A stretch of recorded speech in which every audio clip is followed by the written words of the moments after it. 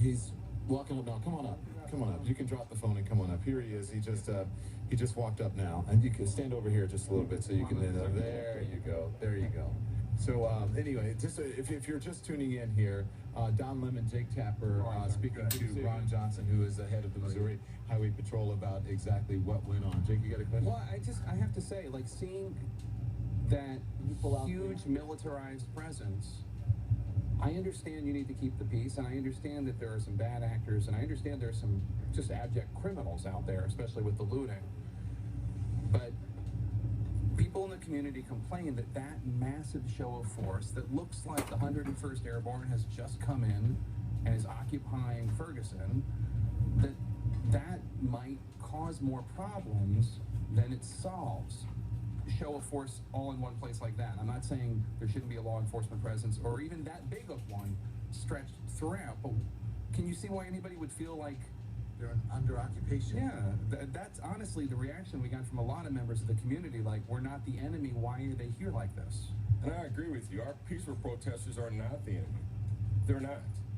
You know, tonight we close the roadway. We allow those that come in peace to walk the roadway. We allow that. But also you saw tonight that didn't occur down there. That element that's been on causing havoc got within that peaceful protest. We've had 2 subjects that have received gunshots that are out here protesting against us, but after they receive gunshots, they're asking for our help. So we have 2 that we've transported to the hospital. Tonight? Yes, yes. Who were they shot by? They were shot somewhere within the crowd, not by law enforcement, so they were shot within the group of protesters. We want to get your face on television. Sure. If you can back up just a little bit Yes. here, and we can move forward. That way we won't get so much about. Thank you very much. And so they were shot by within the protest side, within the boundaries of West Ferguson. As you know, we were out there tonight, and then glass bottles began to get thrown, water bottles began to get thrown. We have to protect these officers that are out here. We have to. And tonight, we can't send officers in squad cars to areas where they're shooting bullets. We have to take them in armored vehicles that can have a chance to stop those vehicles. We have to send officers that have stronger vests to stop bullets. And some of the media were out there.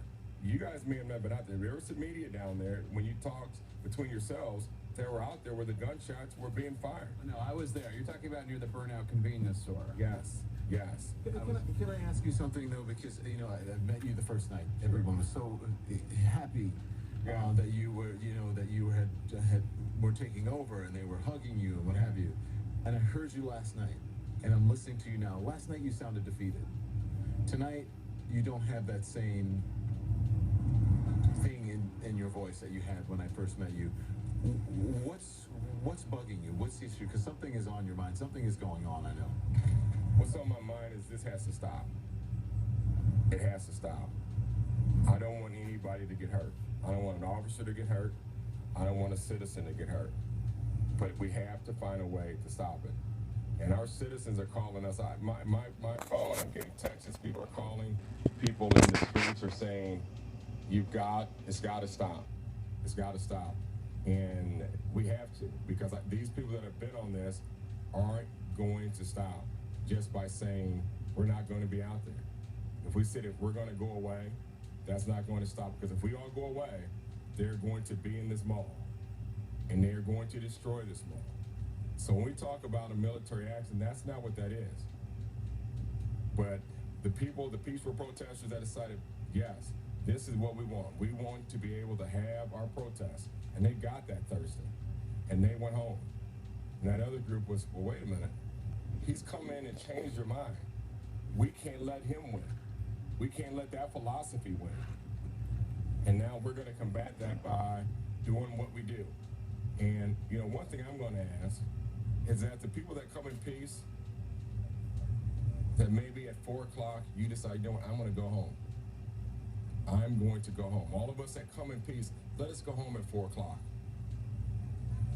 And then all of these guys that are saying we've done nothing, we've been peaceful, then let's see how they act.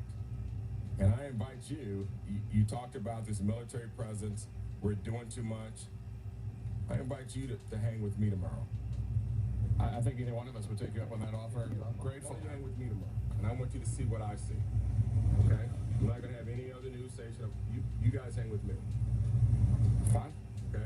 That sounds good. I do want to ask, I was down at the end near the burnt-out convenience store, and I saw what was going on. It was roughly 24 or so young protesters, defiant. They were putting up a barricade in the road. Yeah. They were, I don't know if they vandalized the street signs or if the signs were already destroyed or whatever, but one person came out and held up a do not enter sign. Some people started throwing things. And then the police started firing tear gas, other things. Do you think that that is the appropriate response to someone throwing? I'm not saying it isn't, but I'm just saying, is that what the appropriate response is? If somebody throws a Molotov cocktail or a bottle at police, is tear gas what is supposed to happen? Well, I think what happens is that we had subjects down there that were hiding behind bushes.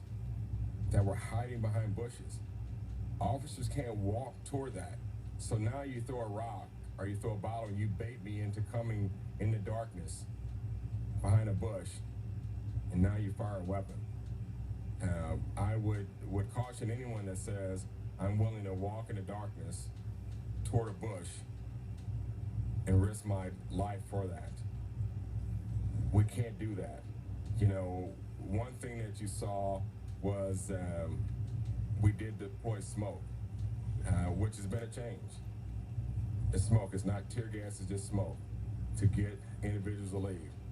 There was tear gas because we got tear gas tonight. That's why I'm drinking water. No, there was. My eyes were burning too. Mine are still. But I'm saying, but we started off way down here, and you saw tonight that I walked out there. It was calm. It was moving really good, and I walked out there and asked for peace. And my wife called me and said, "You promised me you were going to wear your vest."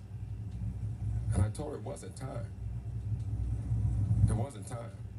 But what I didn't want, I want to do everything I can for this to be peaceful. I want to do everything I can. And I can probably tell you right now, I've got a number of guys that are probably going to have some serious conversations with me that I walked out in the middle of that and could have been injured and probably in a sense, I probably put a little more pressure on them. What are you going to talk about in this briefing? Have we essentially had the briefing now, live here on CNN? What are you going to talk about? No, you're not. And I'm hoping when I'm done with that briefing, the press and I are still friends, because I've probably got some things I want to talk to the press about tonight that are concerning to me. Things that the press did that you are not happy about? Yes. Like what? I see an officer over there nodding. What did we do? I'm going to have to wait till I get over there. The people who are provoking the police, are they from Ferguson? Are they outside agitators, as Malik Shabazz suggests? Are they both? They're all of the above. They're all of the above. And they really are. And this is what they're intending to do. It would be nice if the SWAT teams didn't have to come out.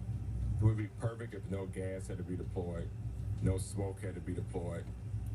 But I can tell you, if we sit back and do nothing, and you've definitely seen my approach, but you've definitely heard those stories that say, how can you stand there and watch them destroy my livelihood? Absolutely. And so we spoke to business owners today who said that they were losing money. I mean, hand over fist, because even the lunchtime crowds would come. People wouldn't come because they were, well, some of them were closed, but they were afraid of the presence. They were afraid what might happen. Right. Businesses are Businesses are down 50% in Ferguson. We did a piece on my show today about the victimized store owners. There's no question about that. And I think one of the questions is, are the police getting the right people? Are they hitting the right people as opposed to hitting peaceful protesters?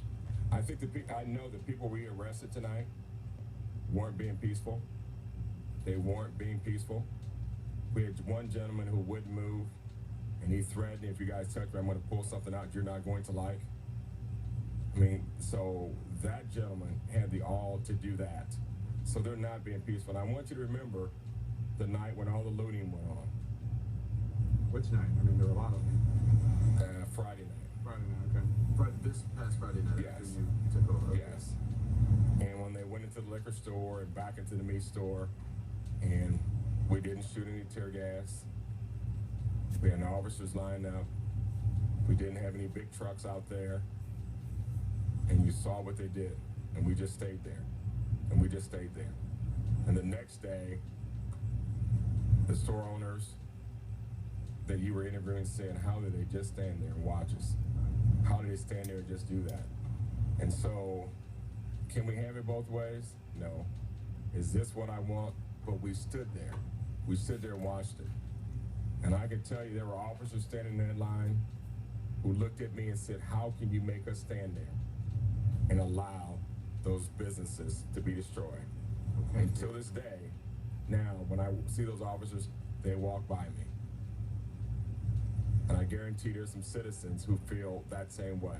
And I understand. Captain, thank you. We have to run. We have to go. But we're going to go. We're going to see you tomorrow. We're right? going to see you tomorrow, but we'll see you at the press conference. I hope you're not mad at us. No, I'm not. No, I'm not. We're good. We stayed in our staging area. Well, except for him. He was out roaming the streets. But I want you guys to hang out with me. Yeah? I want you guys to see what I see. All right.